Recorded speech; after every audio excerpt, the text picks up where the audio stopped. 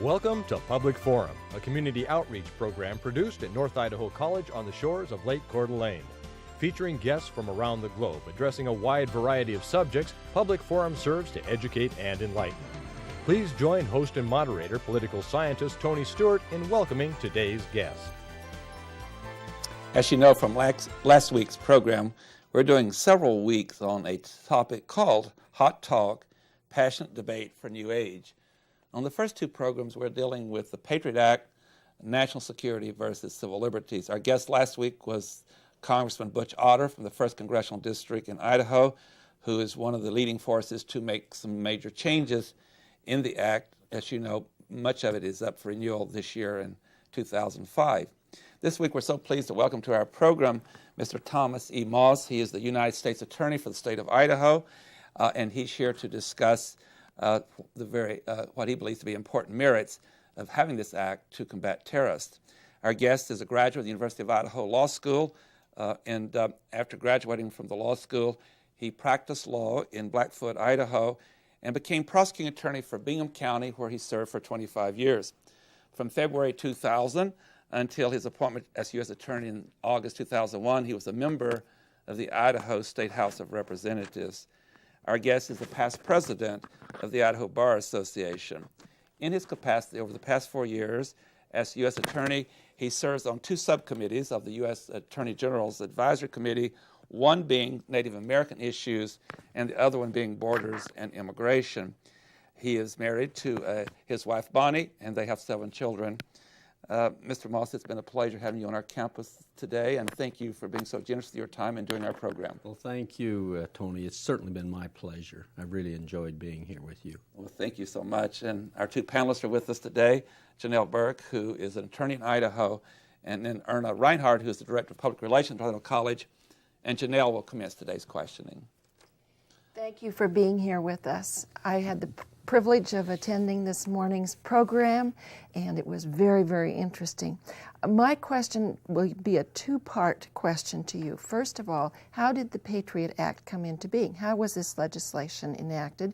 And secondly, can you tell us, without going into the specifics of the government's position on the issues, what the specific issues are that most people are concerned about with the Patriot Act? The Patriot Act, much of the Patriot Act was a work in progress well before September 11. There was limitations on the government's ability to deal with international terrorism, and it was recognized, and they were working on those things. Of course, with 9/11 occurring, things were accelerated, and particularly those matters that were dealing with ability to investigate and intercede in terrorism was stepped up, and the Patriot Act became law. Much of the Patriot Act focuses on terrorism, but there are also provisions of the Patriot Act which amend existing laws that involve criminal investigation, and so those things sometimes they were amended, and of course the amendments were while designed to help in the terrorism context, they affected their use in other areas of the law. So sometimes there's a little misunderstanding about the fact that the Patriot Act in fact does affect other criminal investigative procedures other than just in terrorism context. Your second question, the areas of the Patriot Act that seem to be the most controversial, most talked about, and far-reaching first is the area involving the ability to exchange information between the intelligence community of our government and the criminal side. Historically, they were not allowed to trade information. They had to keep things secret from each other. With the 9/11 events, one of the questions became how do we connect dots?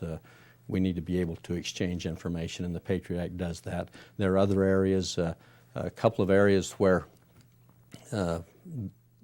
pre-existing laws allowed for certain things to happen in limited capacities. For example, the roving wiretaps have to do with the ability of the government to focus on an individual who may use various phones, different cell phones and different phones, as opposed to simply having a telephone number you focus in on. This was an area that was extended.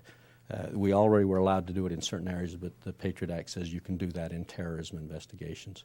How about the sneak and peek? The sneak and peek was in effect, has been going on for, forever, for decades. The sneak and peek is the term that's affectionately referred to delayed notice searches. Now, I will point out that there is no such thing as a search with no notice. The only thing the Patriot Act does is allows a delay of that notice under very specific and limited circumstances. And pre-Patriot Act, every circuit in the United States had approved delayed notice searches.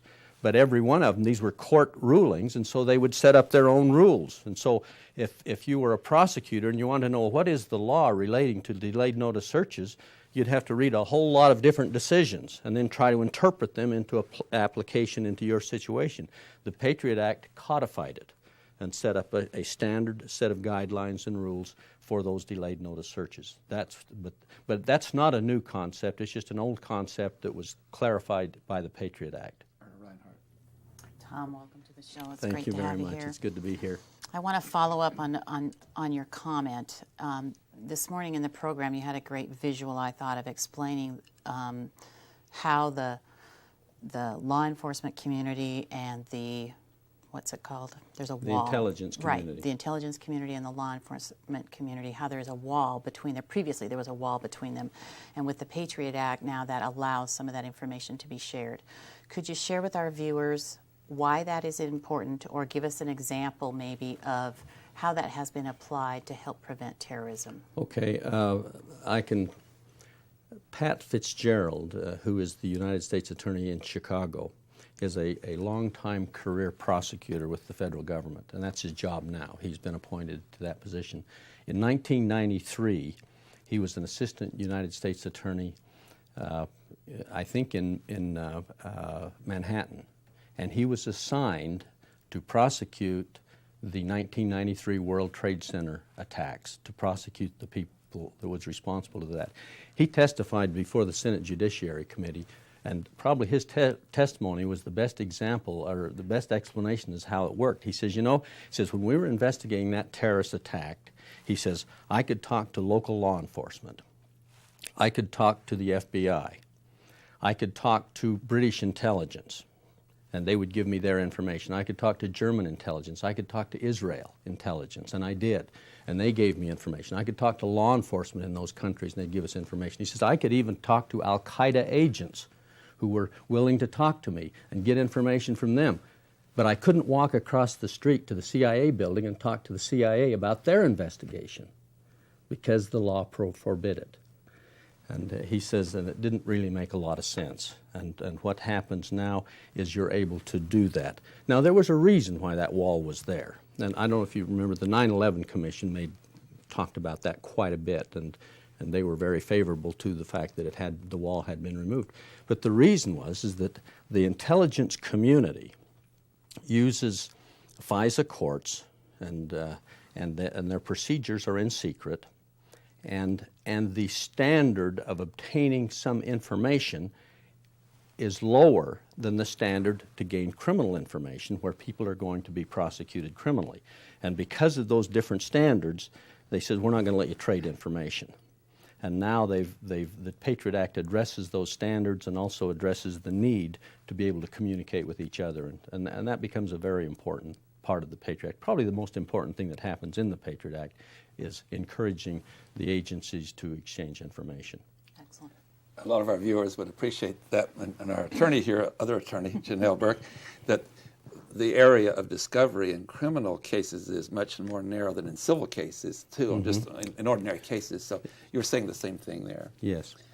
Another area that is getting a lot of publicity, and thank you for being here, you're very informative, as our different guests these weeks are. It's just a great learning process for us all. We've heard a lot about, under the Patriot Act, being able to go to any library and federal agents and obtain information on persons checking out certain materials, and then when they do that, the librarian cannot tell that they've been there. I know there's an explanation that I'm sure you'd like to share, because there's been a lot, I guess, confusion too in relation to that issue. You know, when I was first asked to speak on the Patriot Act, I thought, well, I better start out by reading it and finding out about it. And I'd heard so much about libraries, and one of the first places I was asked to speak was at the public library in Blackfoot, Idaho, my hometown, that's where I came from. And librarians were generally quite concerned about it. And I remember when I spoke to him, I says, you know, there's been so much about libraries and concerned that the Patriot Act allows people to get information, the government to get information from libraries as to what books people are reading and so on. I said, just to give me, see what kind of a feel you have for the Patriot Act, I asked this group, and it was a pretty large group, I says, how many times do you think the word library appears in the Patriot Act? I said, 50, 20, 10? One guy raised his hand, it was quite, I'm going to guess 10 times. I said, well, it's a big number, it's round. 0. The word library does not appear in the Patriot Act anywhere. What happens in the Patriot Act is Section 215 gives the government the authority to use Foreign Intelligence Surveillance Act procedures to obtain records, business records, in terrorism investigations. Well, because libraries keep records, that's a place where they could possibly use that procedure. Usually it's used with banks, with telephone companies, with people who keep financial records for whatever reason, and that's where it's used. But to get one of those warrants, you use a FISA court. Now, what's a FISA court? You know, when I spoke to the group, I said, you know, as I've heard critics complain about FISA courts and these secret courts, I visualize a dark alley with a room somewhere, and you go in and there's a person there with a hood over their head acting as a FISA judge. I said, it's not the way it works. The FISA court is our federal district judges that we all know and love. It's just that they accept the responsibility to act as a FISA judge from time to time as they are needed. The court is not secret, but the procedures are kept secret. There's a reason to not let our enemies know what we're finding out about them, and that's why the FISA court was set up. Now, most of the time, if you wanted to get a record from a library, now, the way I would get a record from a library is I would go into my office, I'd go down to one of the offices where we keep our records, I'd open a drawer, and there would be a subpoena that's been issued by the clerk of the district court in blank. No judge has signed it, but the judge's clerk has issued it and given us however many we want. I then can fill it out, put a title on it, put who we're targeting and what we are looking for, and take it and hand it to that person, and they're responsible to give us the information we seek. Now, that's not Patriot Act. That's the law that exists outside of the Patriot Act. So getting that information is much easier outside the Patriot Act, but it doesn't carry with it the degree of security that a FISA warrant carries. And the FISA warrants people are very concerned. They're saying that means the government can go in and secretly research what different people are reading and this sort of thing. And that's certainly not the goal. The government doesn't have time to simply scrutinize what people are reading, but it gives us the ability to go in and keep a secure position when we're doing those kinds of investigations. I have one follow-up question, and I had the privilege of spending time with you yesterday, and so it creates some question in my mind from your articulation of the issue. There are times when things change, and as you've indicated, September the 11th, that terrible crime changed many things. And one of those things is that in the past, like in World War II, we knew what to target, Hitler in Germany and Italy and Japan. It was particular countries, and like D-Day, we went in and we succeed. We're now in a time when it's terrorists all over the world and sales. It's not a particular country, so it creates new challenges.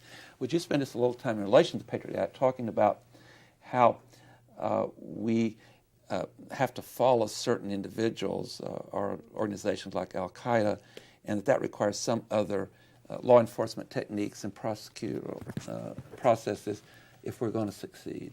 Thank you. That's a very good point. One of the things the Patriot Act did was changed the definition of who we can use FISA procedures against, because the law, the Foreign Intelligence Surveillance Act that we relied on before the Patriot Act, specifically said that procedure may be used to investigate activities of foreign powers or agents of foreign powers. It's limited to that. Well, Al-Qaeda is not a foreign power. Hamas is not a foreign power. Richard Reed was not representing any power that we can identify. He was the shoe bomber. He was acting on his own. And so the previous law was not broad enough to allow us to go after the enemy that we're dealing with in the terrorism fight. And so it, of necessity, had to be amended to be able to pick up those people. In other words, we've got to be able to investigate those people with these investigative techniques. But where it comes into, where it becomes a real benefit is you don't want them to know what we know. That becomes quite important. And also, it becomes important in our dealing with the international community. Now, one of the questions I asked when I was doing my research to talk about the Patriot Act, I called the people in Washington, D.C., and I said, look, I've looked at this thing, and I'm having a hard time imagining why I would ever use a FISA warrant at a library. Why I'll use a grand jury subpoena. That's secret also. I mean, that's also kept secret. They aren't supposed to tell anybody, but it's not kept secret for as long a time, and it's a more of something has to come to a head, whereas the FISA thing can remain open because we're doing this international investigation. But and he says, well, it's hard to figure a scenario out, but I'll give you one. He says, let's assume for a minute that British intelligence discovers an Al-Qaeda cell operating in London, and they go in. They do a black bag search, which is sneak and peek, if you will. They go in without notifying anybody they're going in. They go in surreptitiously. They check the place out, and then they leave without disturbing. They don't seize anything.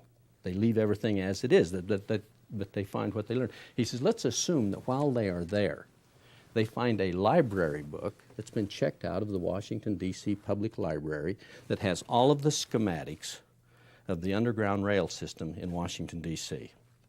And there's notes in the margins and things that are there that would indicate some clandestine vision of doing something bad in Washington, D.C.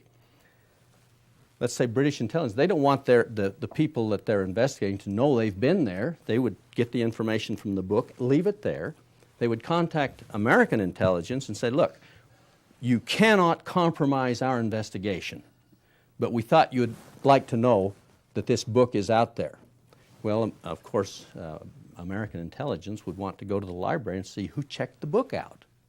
Let's find out who was into this. But now, if we use a grand jury subpoena, we're going to violate our commitment to them. And so we need to be able to use that FISA. And I said, my goodness, when they told me that, I said, man, I don't suppose we'll ever use that. He said, well, we may not, but when we need it, we're going to need it. Thank you. Janell Burke.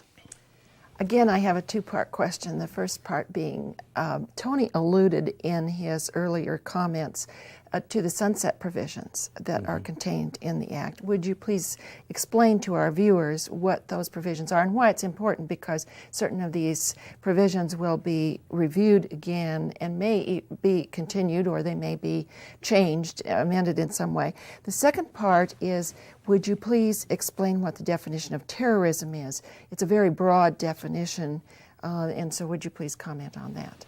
Okay.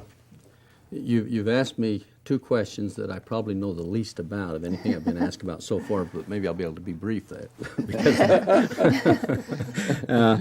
As to the first question, the sunset provisions, yes. And I have my summary of the Patriot Act with me, but it does not have noted those provisions that are going to be sunsetted. But some will be. Some will be, and some may be all right to sunset.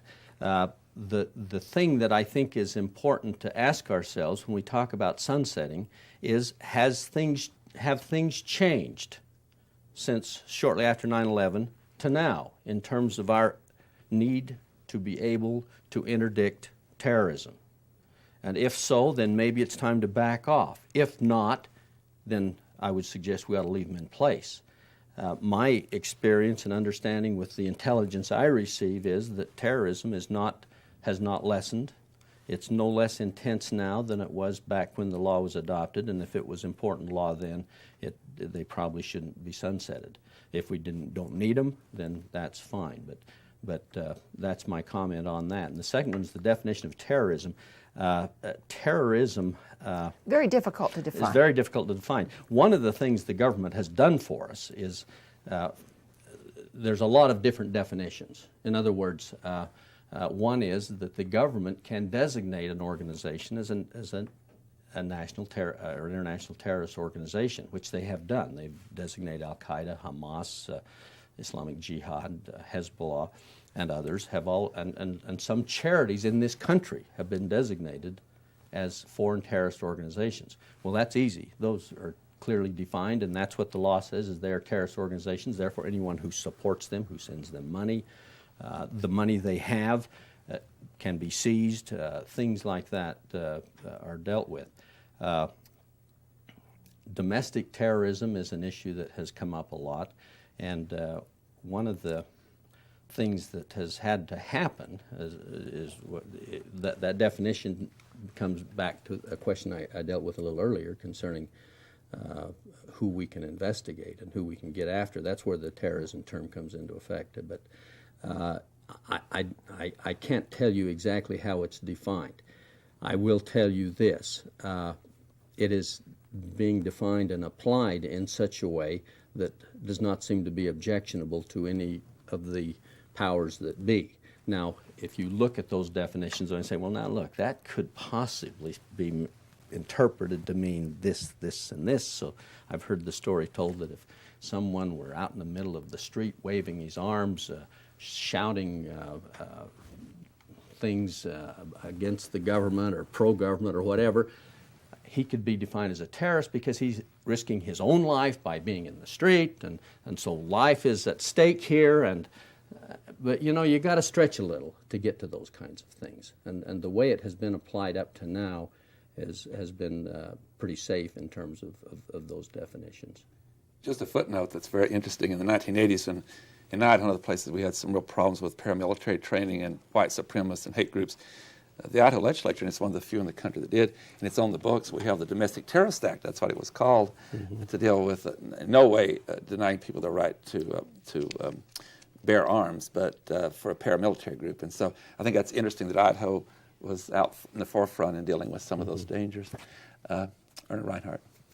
One of the things that you said this morning was that our world has changed and so must our laws. And you gave a great example of that, and I'm not sure if you remembered or not, but it was, what I took away from that is that our law enforcement needs to be able to have the tools that they need to do their job, and that as our society has changed, our laws need to change with that.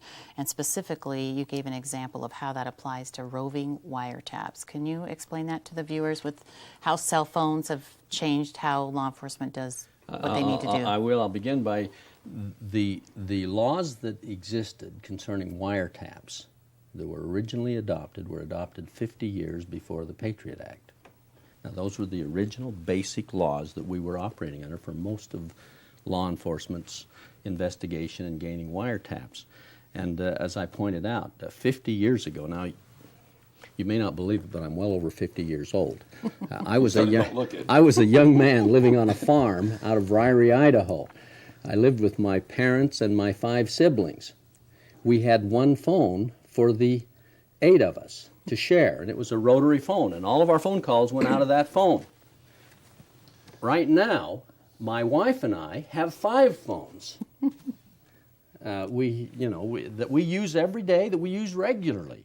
The world has certainly changed in terms of how we communicate with each other.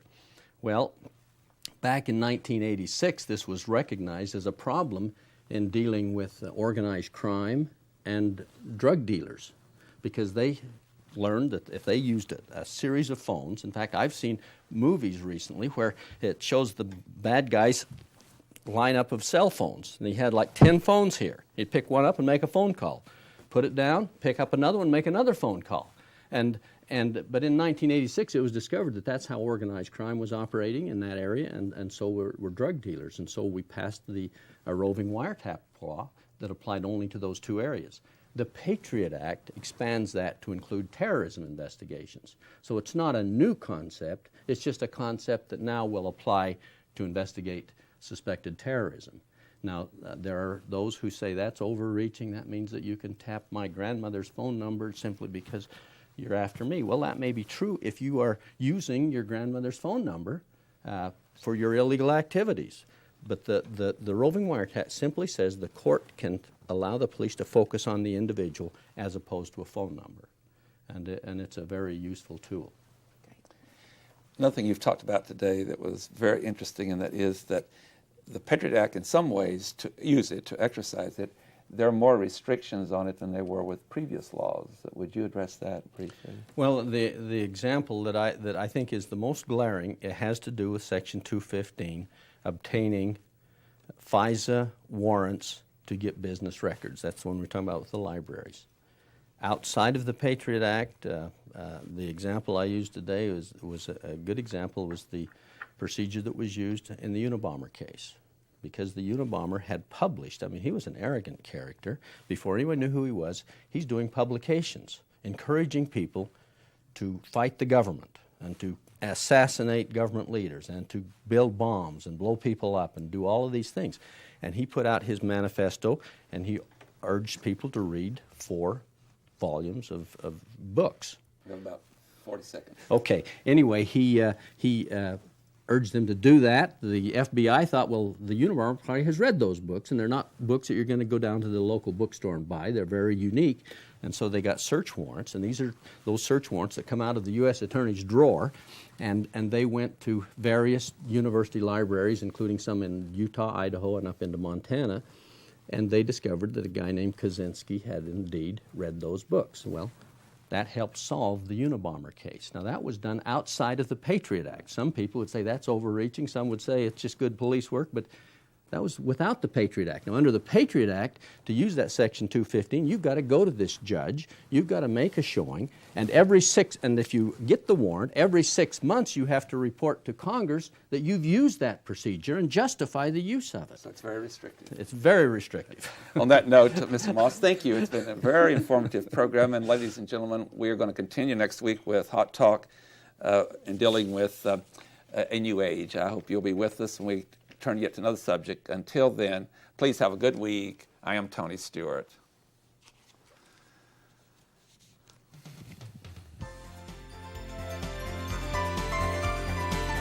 Recorded on the campus of North Idaho College, Public Forum is the longest-running in-house college production on PBS.